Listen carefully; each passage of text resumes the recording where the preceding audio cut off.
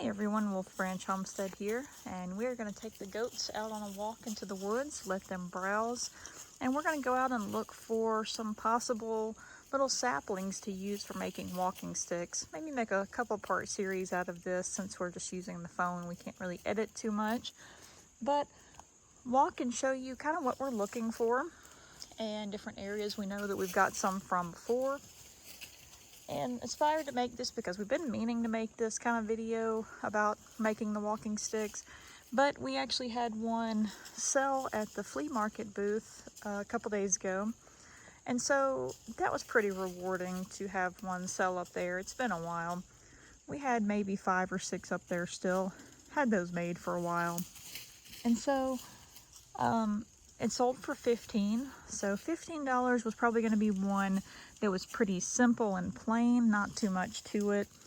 And we go up into $35 when I call it whittling. That's just what I've always called it since I was a kid, but basically taking a little pocket knife and just making a swirled design of bark left on the walking stick.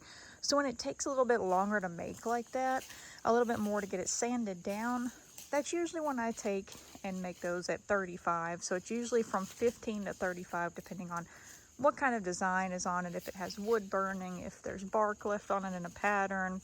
Usually like $20 or so is where we leave part of the bark still on there as a handle. And some of the designs turn out really nice, and I actually started doing this again, kind of like I think I've talked about in past videos. I probably shouldn't have been doing that when I was a kid. I got left with a pocket knife and I would go out and whittle on walking sticks and make some for my grandmother. And that's actually, as a young kid, how I learned to start doing the bark swirls on there. And I'm very, very fortunate I didn't hurt myself, so this is not something for kids to do. You have to use safety when you're doing anything like this. But again, been making these for a while. And I don't do anything as far as carving with any kind of tools. I just do the pocket knife and use a little bit of imagination to get the swirls on there and leave the handle, things like that.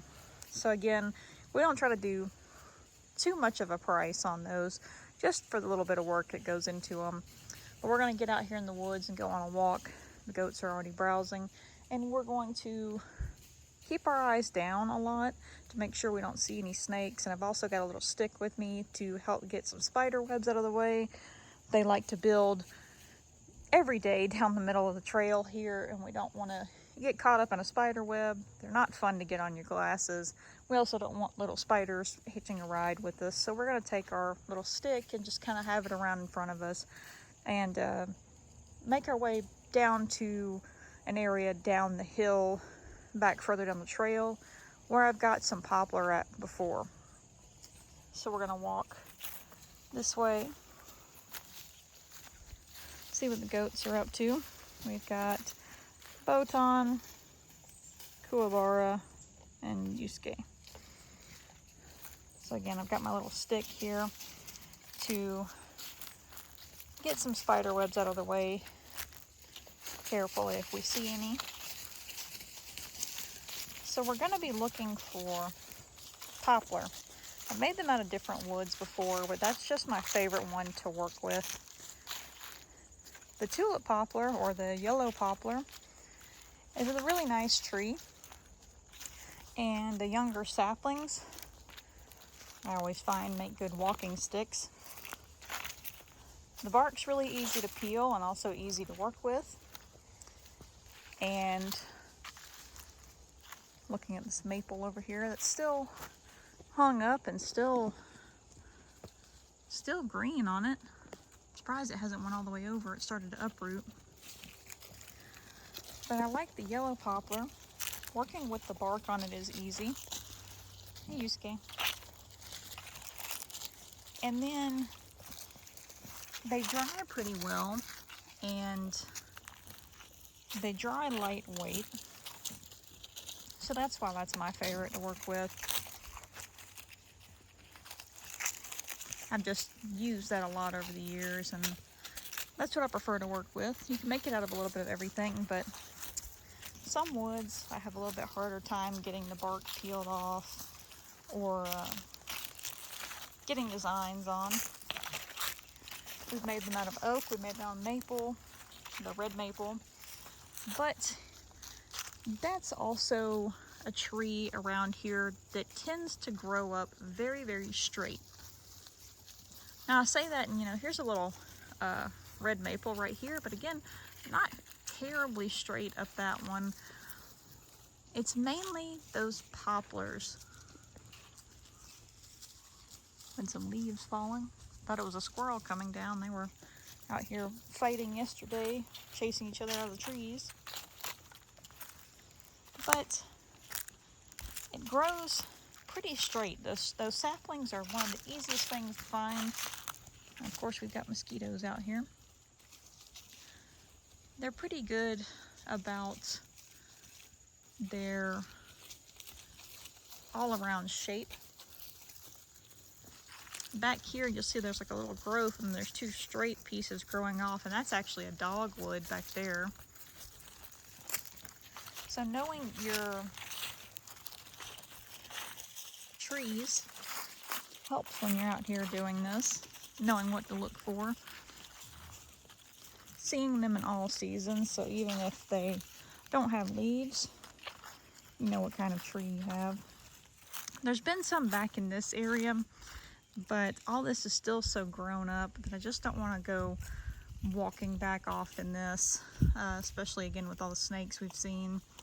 So just staying on the trail right now, and if we do see something further back, I'll mark that in my mind to go back to it later.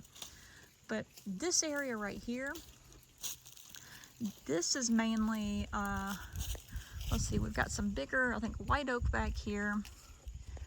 We've got a sweet gum, standing up goat. You like a big walking stick, buddy.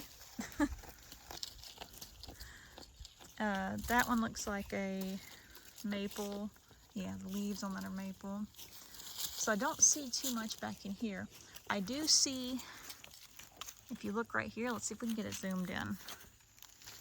So this tree to the right of the stick, that's a poplar. That's a large poplar. You can look at the bark on that, and if you really wanted to focus up there, you can see the leaves. But there's not too many saplings right here. Get zoomed back out. So we're going to go down to where we know more are at.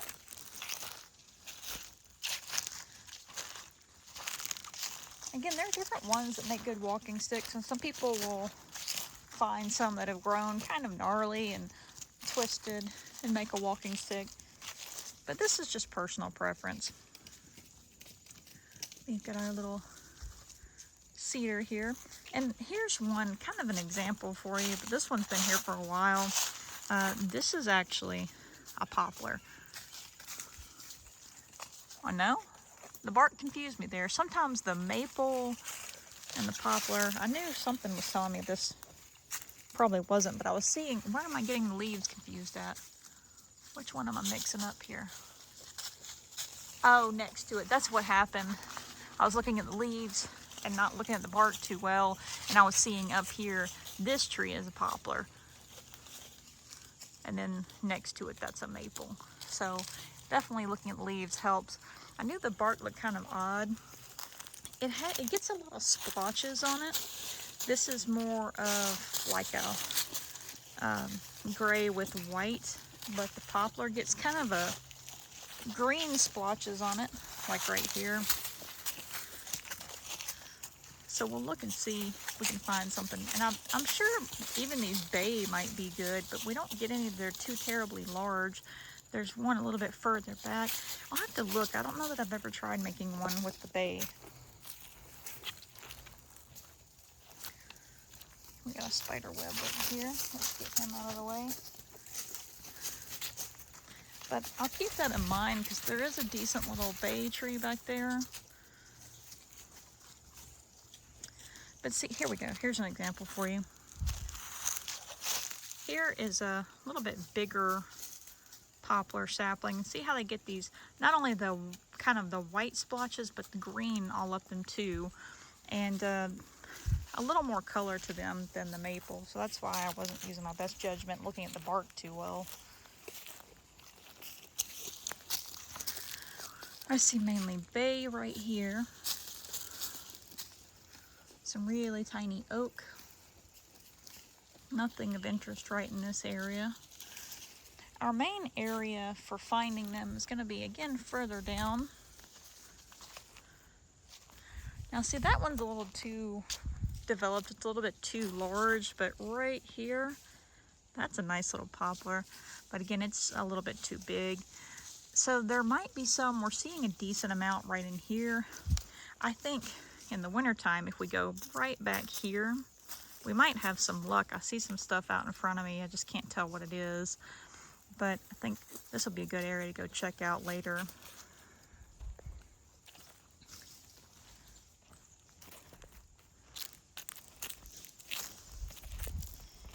Poplar's got a lot of uses for it that even just ourselves that we've used it for.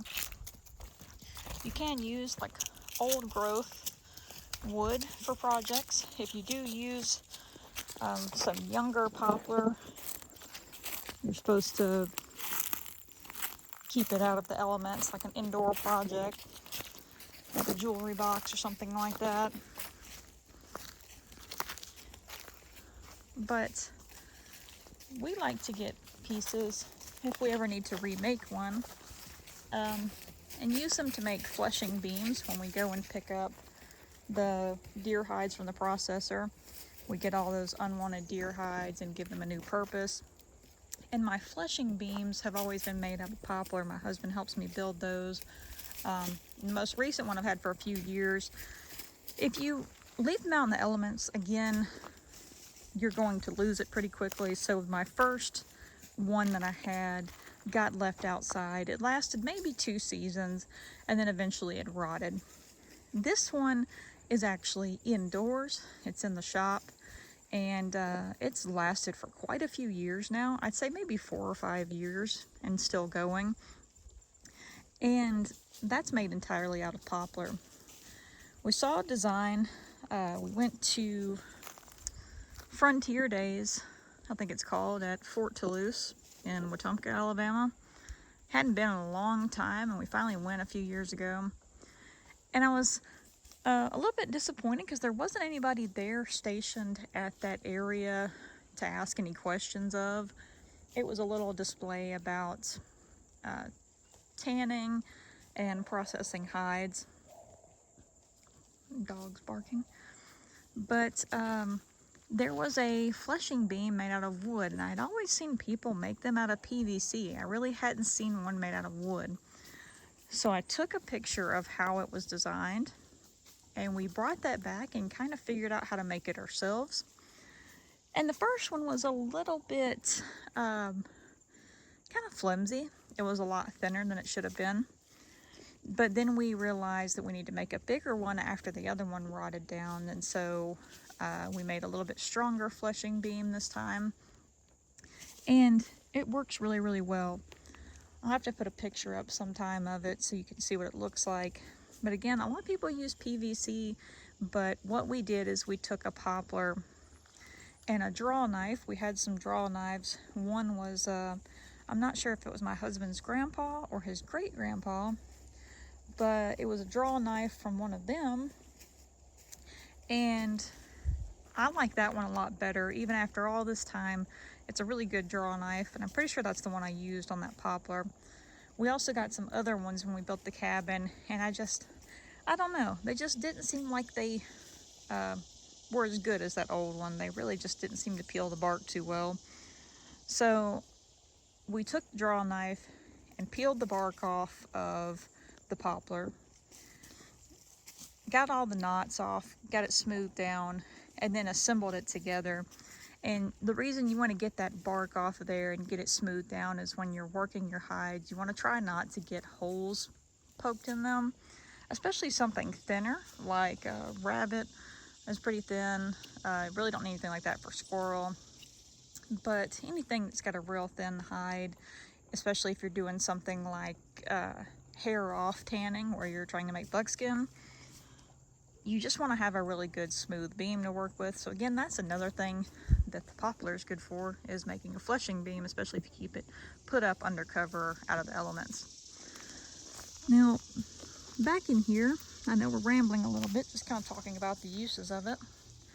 Back in here, I mainly see what looks like some oak right here. This is a nice little oak tree off to the side of it. So not seeing too much right in here, but again, we're not quite down to the area where I usually find them at.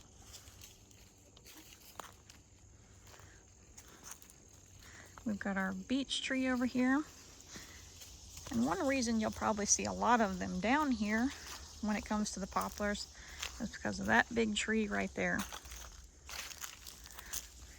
My husband had talked about using it for something like firewood or projects before, and I said, no, I love this tree right here.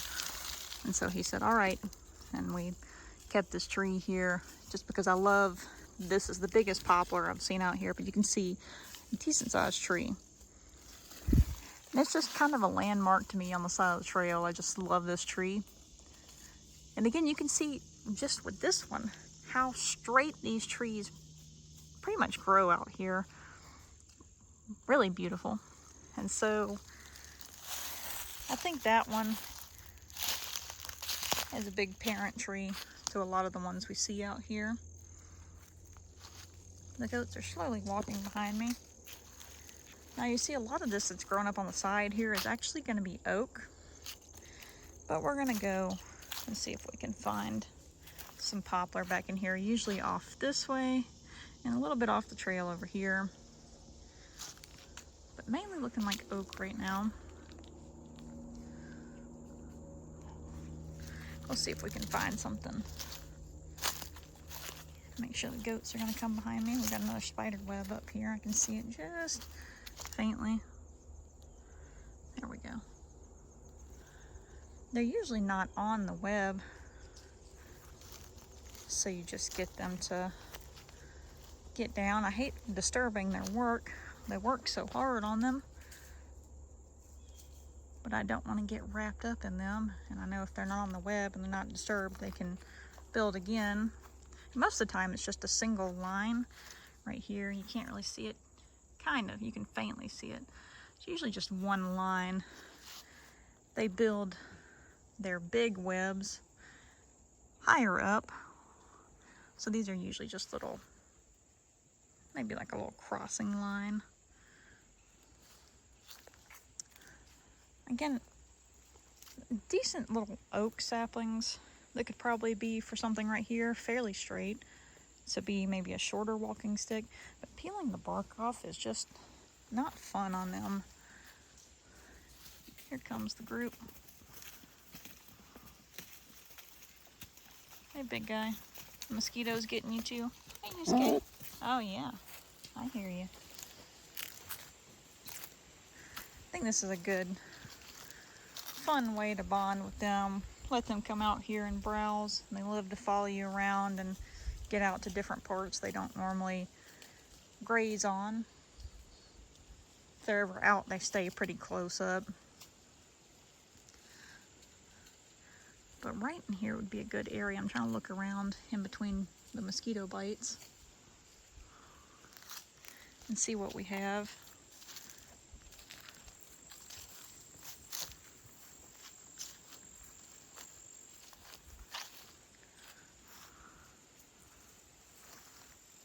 The mosquitoes are thick because we're down in this little dip right here, and it always stays flooded out, especially when it rains hard, and they just love this area.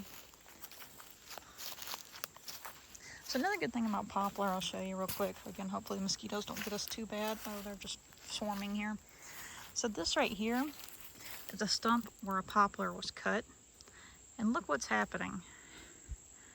They put up other little shoots with some big mature leaves on them. And so you can often cut them and leave the stump and you'll have more regrowth on it, which is pretty neat. We've got one further back. There's a maple. The maple will do that too. The red maple will come back from a stump, similar to how this one's doing. We've got another larger stump that was cut over here that really put on some nice leaves. Look at that. There's one. Look how big these leaves are. And that's came up from a poplar that's been cut. But we do have a little funny crook right here. This might actually be a neat one. I've never really seen it. It looks like it had a break at some point. That would be a neat little handle to take and cut right here, and then the rest of this be the walking stick. That's a neat one. I'm gonna have to come back to this one. And again, they'll regrow pretty well. So we'll keep this one marked in mind. Because again, even though you have this little crook right here, look at the rest of it. Look how nice that's growing. Now it's kind of thin. That's my only thing, is it's very kind of thin. Again, this man, when he stands up, he's as tall as I am. He's getting some poplar leaves, and you're going potty. So that'd be my only concern, is that it's a little bit thin. So in that case, what I might do is make a mini walking stick starting here, and then take this and cut it, make this handle, and then make the rest of it going down a walking stick, because it's a lot thicker. So we might get 2 different ones out of this. Usually you can get 2 of them. If you pick the right tree, you can get at least 2 walking sticks, sometimes more. So that's a good one to keep in mind. And that's actually from a previously cut one, so that's a nice little example of how they regrow. If you give them some time, you'll get more usable pieces out of them. Here's one right here, but this is still a really tiny one. What I want to see when I harvest one is that my hand can fit comfortably around it and just kind of pretend like I'm using the walking stick. So this is really too thin, and I can feel that it has that bend. They are a little bit bendy when they're green, but it just bends a little too much, and again, not big enough for a good walking stick. I usually want them to fit in my hand comfortably, if not a little bit larger, because different people have different, sizes that'll fit them comfortably. So again, that's what I'm looking for, is one that fits pretty comfortably in my hand, if not a little bit larger. That's different when I was a kid. Something like that might have been suitable.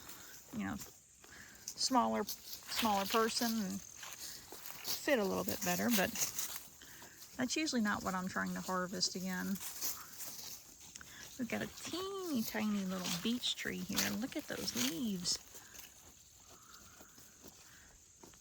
The beeches, they go a lot of crazy ways. They seem kind of short, but then the top of them will just bush out so much, and they're so pretty.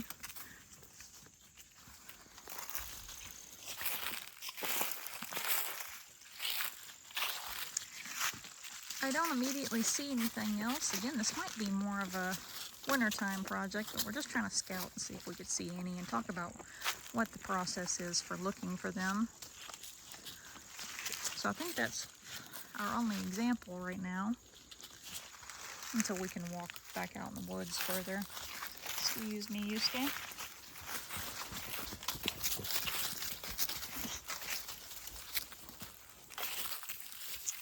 I like, if I can, keeping them more out in the shade, because with their white coats like that, they're not bad about it, but I don't want them to get sunburned. That's why in the summertime especially, we try to stay in the shade. I don't know that they would. Growing up, my parents had a horse that she was a paint horse, but the skin under her white of her coat was really pink and easily sunburned, and so even if they're not like that, I've always just been a little bit cautious so they don't get potentially burnt. I don't know if they can do that, but again, I just remember that with the horse growing up. And especially in the summertime, keeping them in the shade is better too. I don't see any back in here. I see again a lot of bigger red maple. I know this way and up the hill there's a decent little stand of them. You might find some, but not seeing anything immediately because I have got some from back here before. Everything I do see is either a different type of tree or it's too small. Ow! Good gracious, who did that? I don't know what got into him, but somebody ran full force and just smacked me in the leg. Goodness, people. We see one tiny one right here. Again, much too small for that poplar. That's about it though. I think this one is going to be the only one we find today. Don't run into me again.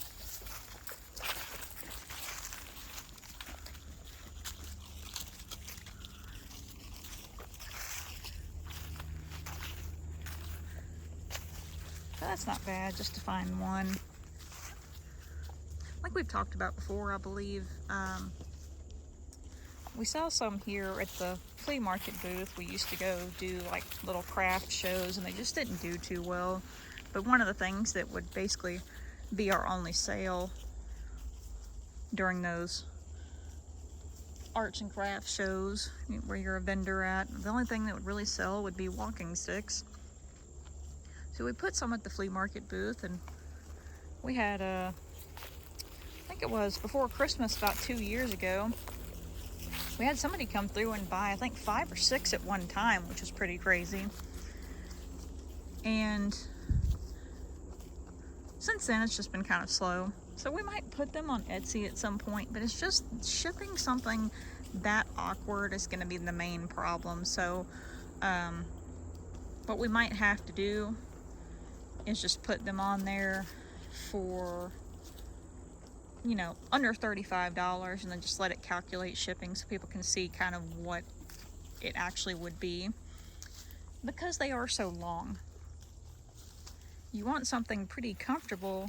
You don't want them, you know, some people consider a walking stick to be pretty short, about to your hip, but the ones that I make are about up to your shoulder, where you have a good comfortable walk with it. And it's just that length to them that would make shipping so complicated. So again, I hate it because we really don't try to do that much on them. I see some that there's not much to them and people want $60 and $75 at other places. And I just don't think that's fair to have a nice little walking stick. So usually, on average, they're about 20.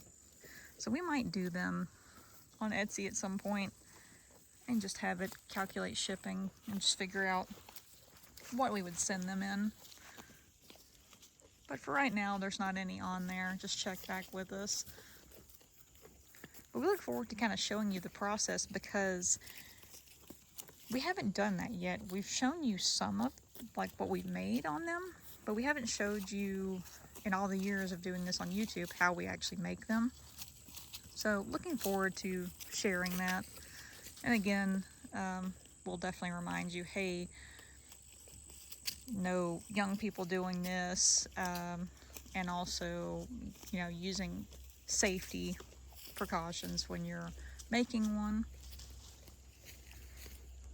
Now, the cool part about poplar is you can peel the bark off pretty easily when you first make them. You know, like I said, I use a little pocket knife. But if you leave that cut piece out in the elements for a little bit, you can actually almost peel that bark off by hand fairly easily. Another neat thing about poplar when you're working with it is you can take and peel that bark, especially if you let it sit for a little bit. You can peel that bark and make cordage out of it. So it has multiple purposes. And I really didn't know anything about cordage till a few years ago.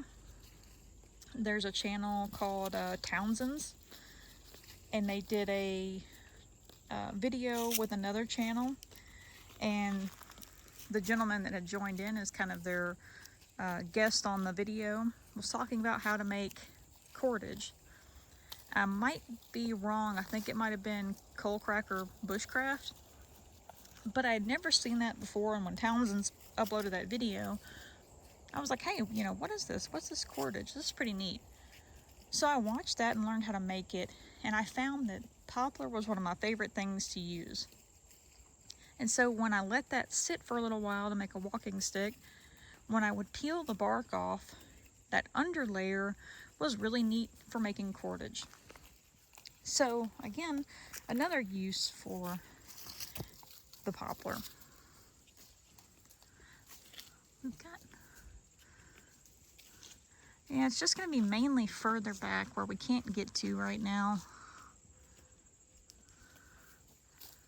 But we know where to look. That's, again, one thing, knowing where your trees are, knowing where you've got stuff before, knowing where to look. We know where to go when everything kind of dies back some.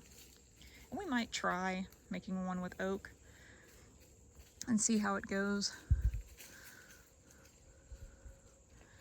But I'm just real partial to that tulip poplar.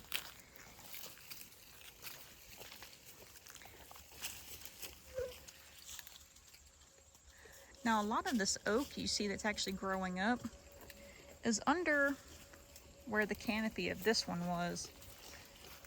This was years ago. This was a nice firewood tree. We did get some lumber out of them, but we just got this one tree, and everything you see underneath it is basically off of that, growing back.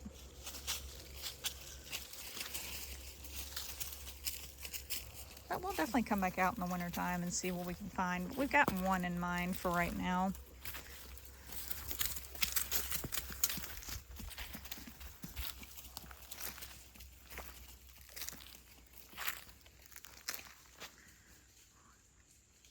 I like back in this area, you can't see too many of them right now, but there's a decent little stand of beech back here. And last year when we went out in the winter time and walked around with the goats, we found some neat things under one of the beech trees back there.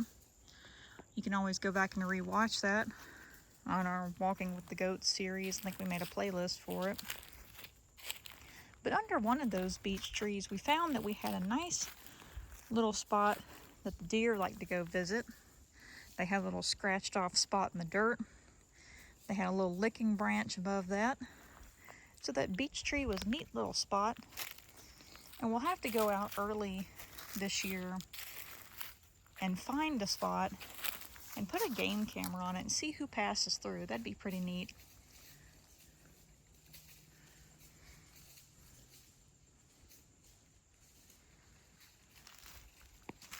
Here's one of the beech trees right here.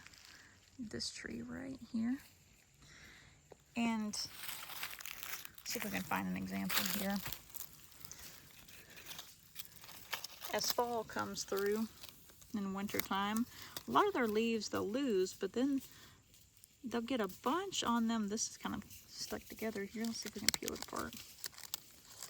They'll leave some leaves on them,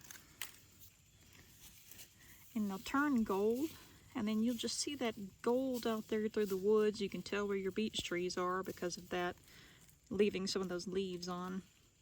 And the cool part about this is the top side of the leaf is pretty normal, but the underside's almost a little bit fuzzy. They're really neat. And this is a dried leaf. I can't remember if the actual green ones are the same way or not. Let's see. Yeah, the underside's kind of fuzzy. You can't really see it on here, but it's pretty neat. It's almost kind of velvety feeling.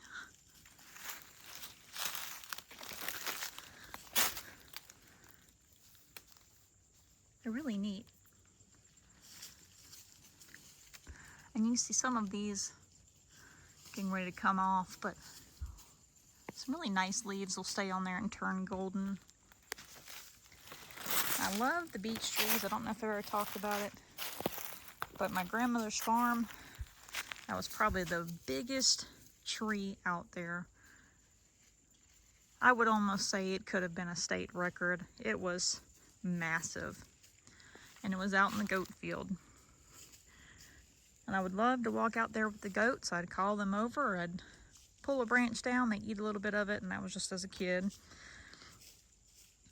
And we'd walk out there. I would do the same thing like I do now. I would take the goats out and we'd walk through the woods together. But that beech tree was pretty massive. The base of it, even now, I mean, that's one of the biggest trees I'd ever seen. And the top of it reached up so far until one year lightning hit it and the top of that came out.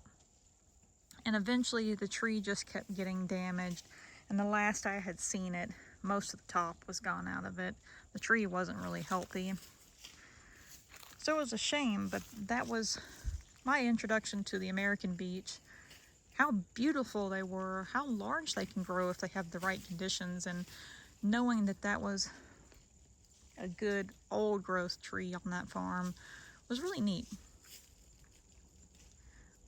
Now I can't recall too many other trees than that, but there were a lot of different varieties. They had a lot of oak, going out cutting firewood, hauling it up, taking armfuls in after getting it split up.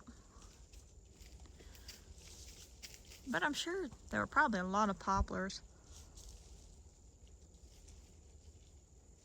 I'm not sure what the range of the tree is, but definitely if you think you might have some, if it sounds familiar to you, look up more about them and scout out and find one that you might make into a walking stick.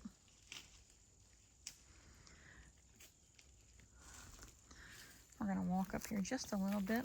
I see what might be a little woodpecker tree.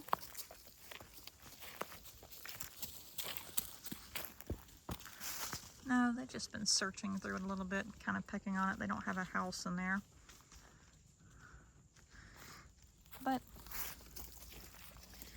we did a little bit of scouting here. Sorry about that, we had to cut our video off a moment ago. But we thank you for walking with us and hope that you enjoyed hearing more about what we're looking for when we're picking out what to cut for walking sticks, some uses for the poplar, and just all around enjoying some time walking with our goat friends. We hope you all have a wonderful day, and as always, until our next video or live stream, we hope you'll take care until then.